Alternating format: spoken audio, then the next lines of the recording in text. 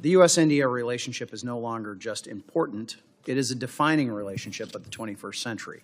If America wants a free Indo-Pacific, resilient supply chains, and a world where democracy, not authoritarianism, sets the rules, then our partnership with India is critical. While the partnership has been nuanced since India gained independence in 1947, and India's non-alignment posture shaped its strategic identity, the United States and the Republic of India share a common vision of a free, open, and secure Indo-Pacific rooted in democratic values and a deep desire for freedom. That's why every American administration, Republican and Democrat, has strengthened ties, or certainly at least attempted to.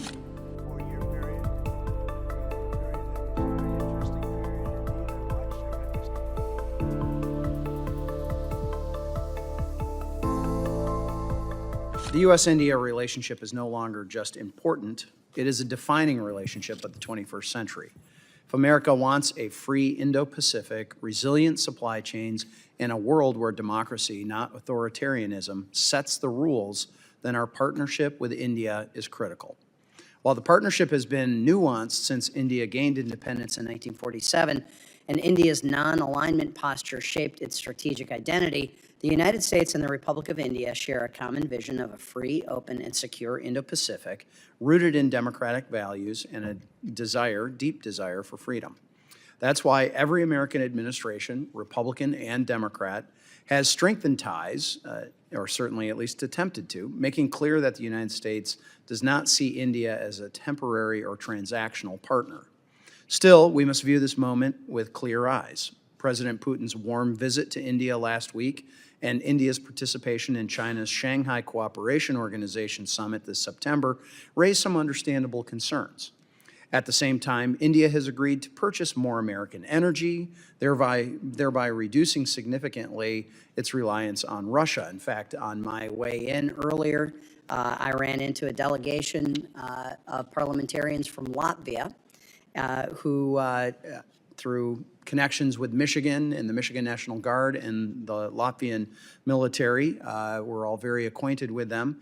And when I mentioned that I was going to be chairing this hearing on India and U.S. relations, the first thing that they brought up was, please ask them to stop buying Russian oil so that they don't have the cash to be a threat to us. So message received, message delivered.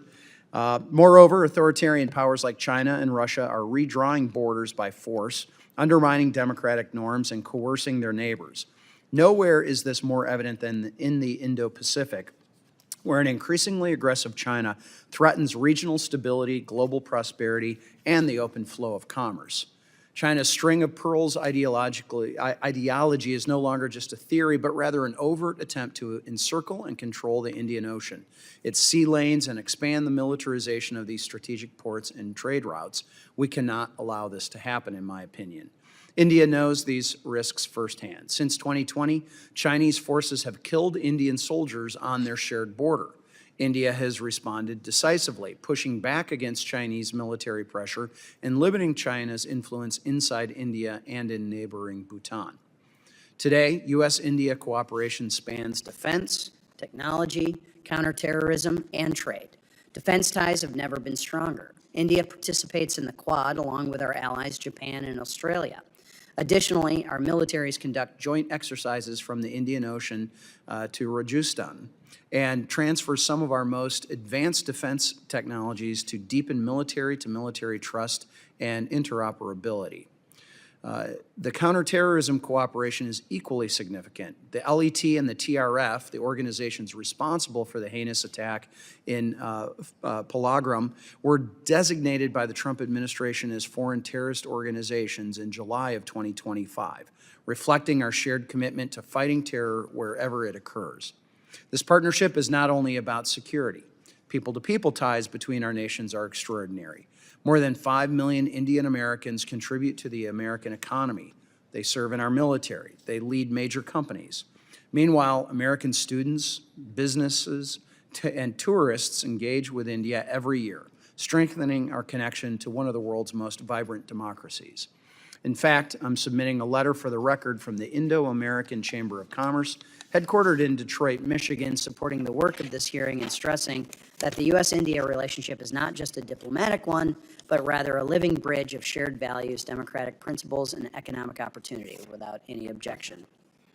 India is one of the fastest-growing major economies in the world.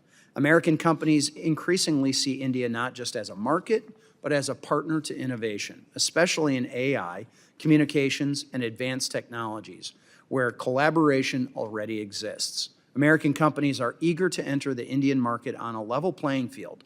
A new trade deal with India under President Trump and Prime Minister Modi would further realize this goal and enhance the relationship. Open markets, strengthening supply chains, and driving innovation, all of which would chart a new beginning in our storied partnership. I look forward to hearing from our witnesses and on how the world's largest economy and the soon-to-be third largest economy can work together to counterbalance China and preserve a free and open Indo-Pacific.